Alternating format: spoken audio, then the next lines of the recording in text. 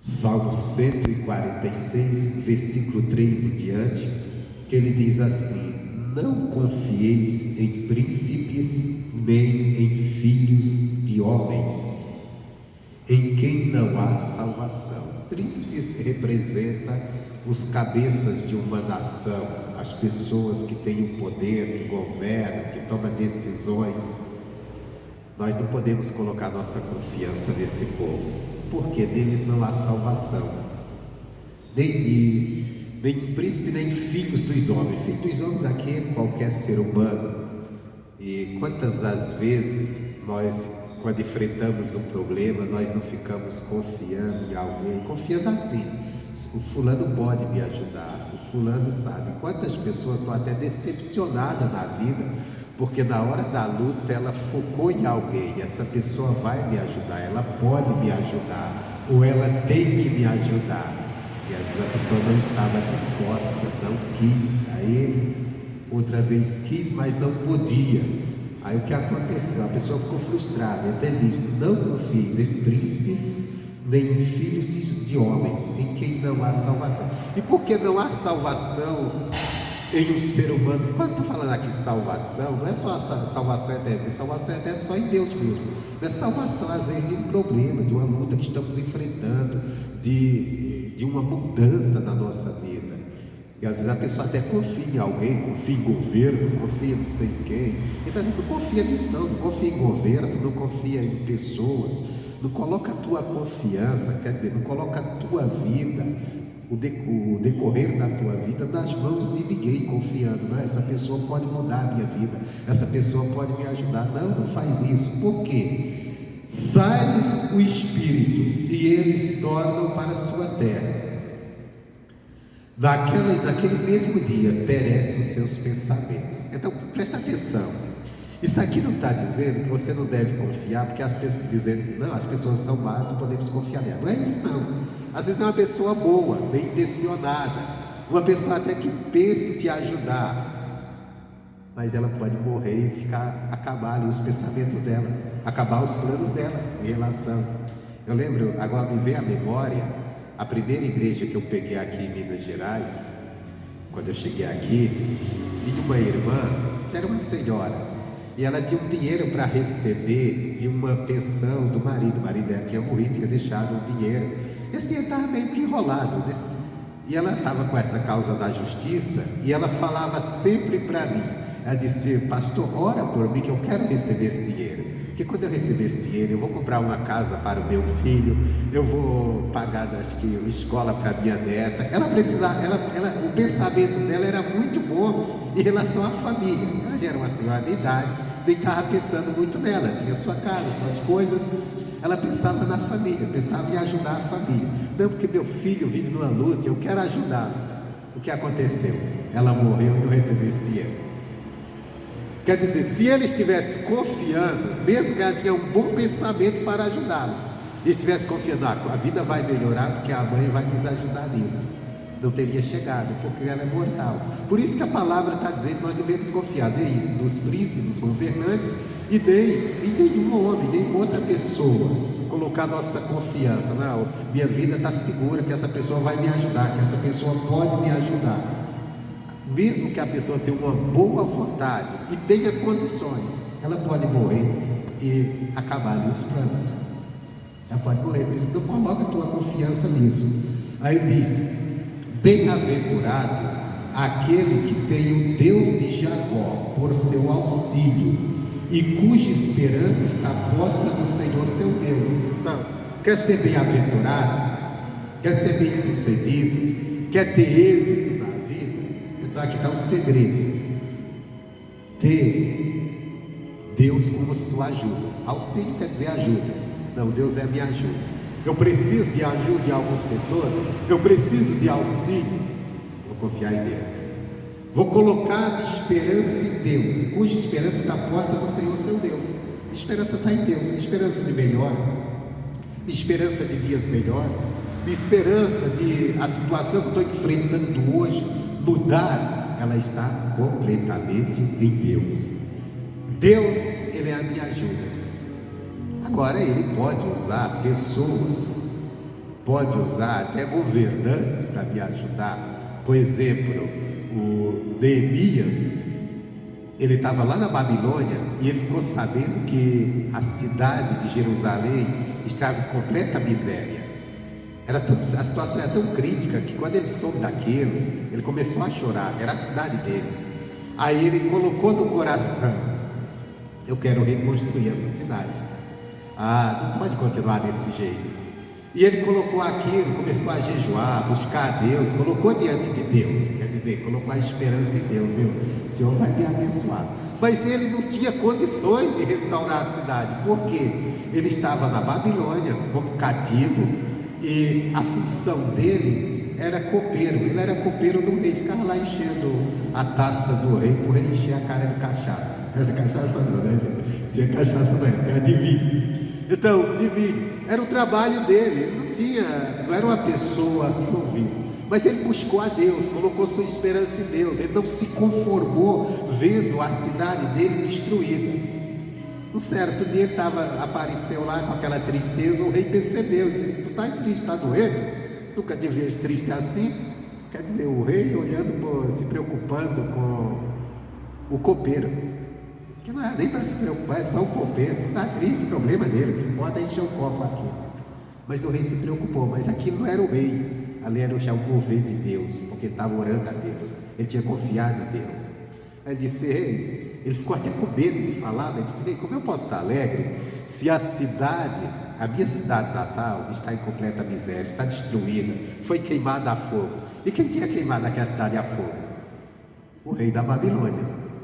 Não esse agora, que agora já era outra época, mas tinha sido, há 70 anos atrás, a Babilônia invadiu Judá, queimou a cidade, deixou aquele povo na miséria. Então aquela miséria era a causa da ação da Babilônia. E ele agora falando como o rei que estava governando a Babilônia, o país causador daquilo. Só que agora ele estava fazendo, mas ele estava buscando em Deus. Aí o rei disse: não, então o que eu devo fazer? Aí ele disse assim, com medo, ele disse assim: eu queria voltar lá e reconstruir. O rei disse: volta. Ainda deu recursos para ele voltar lá, pessoas também voltaram para reconstruir. Quer dizer, não era o rei, não era a bondade do rei, era Deus.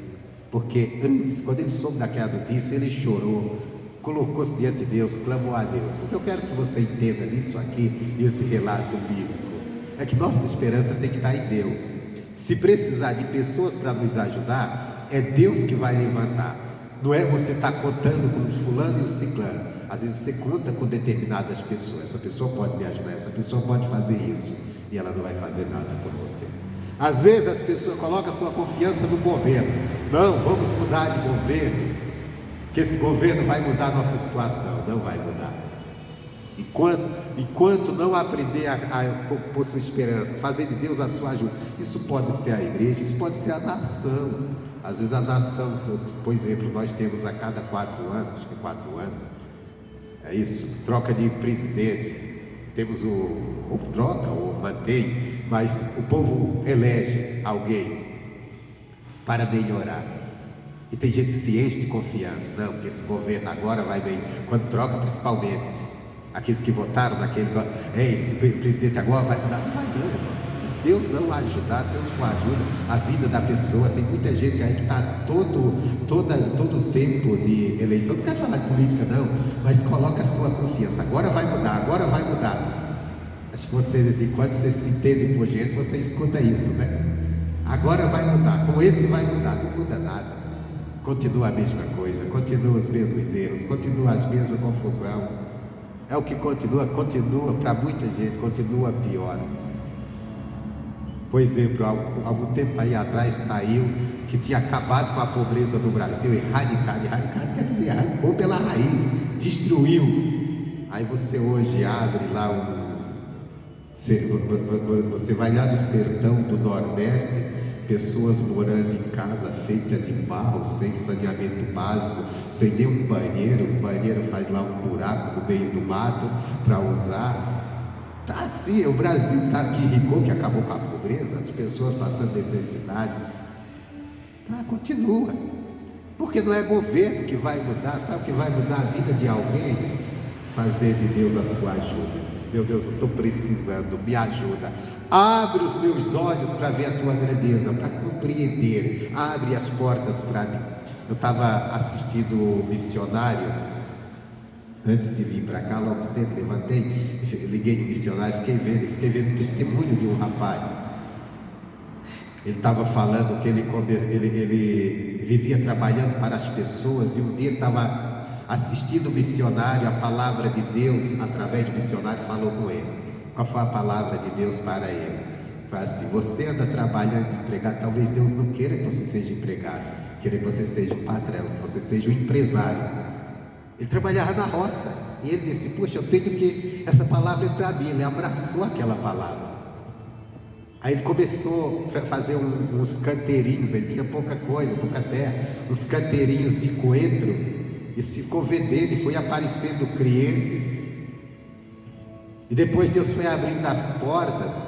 Aí veio outro processo de plantação de verdura. Hoje o homem tem um montão de verdura, hoje o homem tem carro, hoje o homem tem um comércio que vende verdura, uma casa, como que é que chama essas casas que vende verdura? Fala que o pessoal vende verdura, legumes, hortifrutos, mas tem outro nome que se dá. Então hoje ele tem um comércio disso. As coisas mudaram para ele. Por quê? Porque ele entendeu a palavra de Deus, compreendeu, seguiu a direção. Então está precisando fazer de Deus a sua ajuda. Está difícil as coisas, vamos clamar a Deus, vamos invocar a Deus, vamos fazer de Deus nossa ajuda. Deus vai abrir as portas. Agora, lógico, Ele abriu, vamos investir, trabalhar naquilo. Ele mostrou fazer. Isso pode ser em qualquer setor da vida. Temos que estar na palavra, fazer dele, colocar nossa esperança nele. Ah, mas eu preciso de pessoas. Lógico que precisa de pessoas. Nós vivemos em sociedade, mas Deus vai colocar as pessoas certas. Davi, ele disse assim: o Senhor está comigo, com aqueles que me ajudam.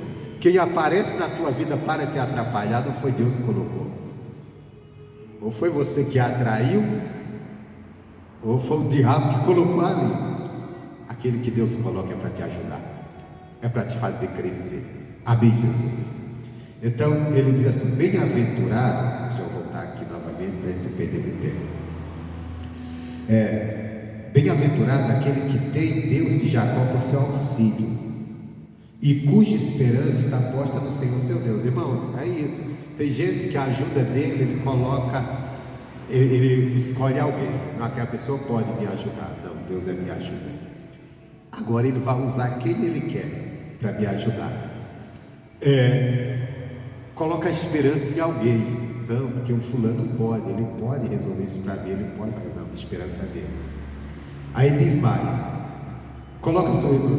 tem sua esperança está posta no Senhor seu Deus, que fez os céus e a terra, o mar e tudo quanto há neles, e que guarda a verdade para sempre. Então por que eu tenho que colocar minha esperança em Deus? Porque Deus fez todas as coisas, criou todas as coisas. Aquele problema que nós estamos enfrentando, ele é muito pequeno para Deus, porque Deus criou tudo. Você olha a terra, é imensa, Deus criou. Você olha o céu, Deus criou. Mas Ele não criou só a terra e o céu, Ele criou tudo que existe. Tudo que existe. Há planetas muito maiores que a terra, foi Deus que criou. O sol é um deles, né?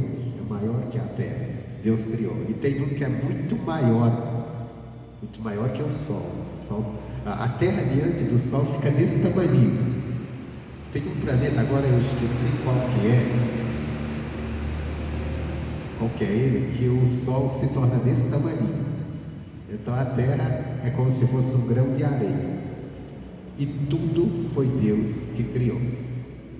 Então o meu problema, o seu problema, o problema da nossa família não é nada diante desse Deus. Amém, Jesus? Então ele diz assim: que faz justiça aos oprimidos e que dá pão às famintos. Qual é a tua necessidade? Deus é um Deus que dá pão às famintos. Qual é a opressão que está sobre você? Deus faz justiça. Onde você está sendo injustiçado? Deus faz justiça. Ele diz: o Senhor solta os encarcerados, o Senhor abre os olhos aos cegos, o Senhor levanta os abatidos, o Senhor ama os justos. Aí tem uma coisa, né? Nós precisamos ser justos. Como é que nós somos justos? crendo na justiça que é Cristo e praticando a justiça que é a palavra, porque Ele ama esse tipo de gente. Está sem visão da vida, Ele abre os olhos do cego. Está cego para a vida, não está enxergando saída, Ele abre os seus olhos. Deus abre os meus olhos. Está se sentindo abatido por alguma coisa, Deus tem o poder de te levantar. Ele é o que levanta. Aí o versículo 9 diz: o Senhor guarda os estrangeiros, ampara o órfão e a viúva, mas transtorna o caminho dos ímpios. Que é sério. Deus, Ele faz o quê? Ele guarda o estrangeiro. Aqui tem 3 tipos de pessoas que Ele colocou. Melhor, ele trata aqui de 4 tipos, mas eu vou pegar as 3 tipos que são favorecidas de Deus: o estrangeiro, o órfão e a viúva. São 3 tipos de pessoas desamparadas. Você imagina naquela, hoje não é fácil, apesar de todo o conhecimento, um estrangeiro, a pessoa no país estrangeiro, ele passa uma dificuldade muito grande. A última viagem que eu fiz para Belo Horizonte, de ônibus, eu peguei o ônibus na Gardenia e agora eu ferrei com a empresa. Quebrou 4 ônibus no caminho. O ônibus que eu ia não quebrou não, socorreu todos os 4. Então a viagem tornou-se longa. O último ônibus estava perto de Belo Horizonte, quebrou. Naquele ônibus, aí quebrou o ônibus, o nosso parou para socorrer. Tinha lugar, o povo do outro ônibus quebrado vieram todo para o nosso ônibus. Só que tinha lá uma família dentro daquele ônibus, ficaram lá parado, sem entender nada, dentro do ônibus quebrado e sem se mover, porque eles não entendiam a língua. Era uma família de holandeses. Estava aqui no Brasil, quebrou o ônibus no meio da noite, eles ficaram lá. Aí, a sorte deles, que tinha uma médica no ônibus que falava inglês, que eles entendiam inglês. Então ela foi lá e conversou com ele e falou assim: olha, o ônibus quebrou, vamos passar para o outro que vai terminar a viagem. Você eles ficaram lá esperando o socorro quando a empresa mandasse. A empresa só tinha ônibus quebrado, parece.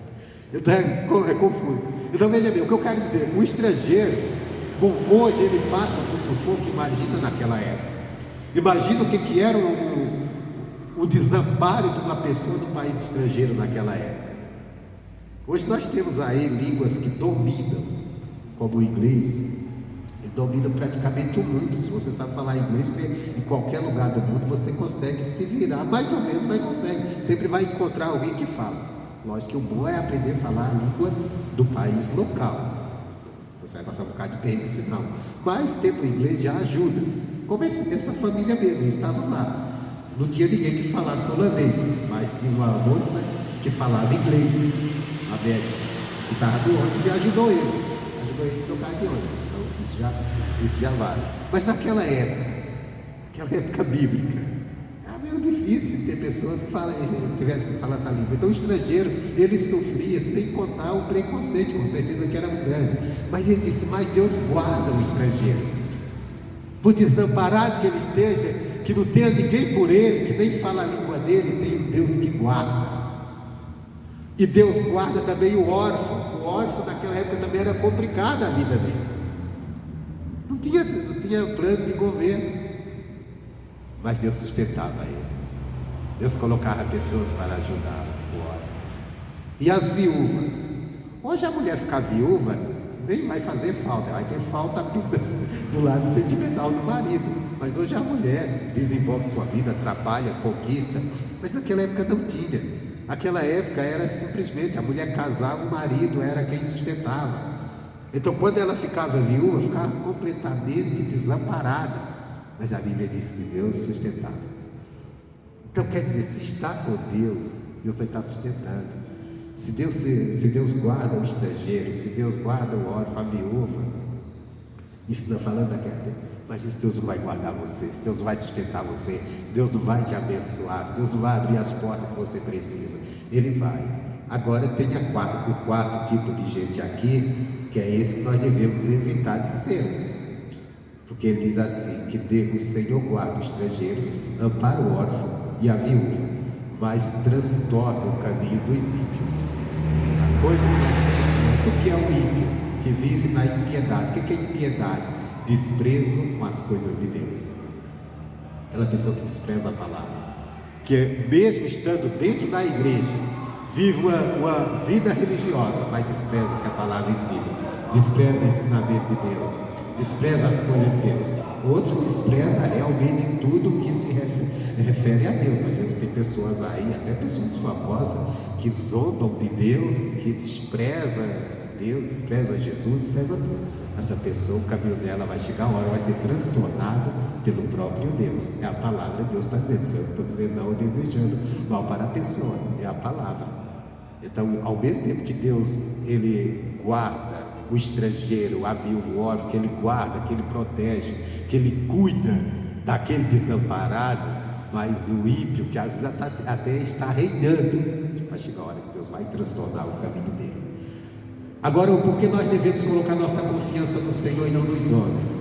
Versículo 10: o Senhor reinará eternamente, o teu Deus, ó Sião, é de geração em geração. Louvai ao Senhor.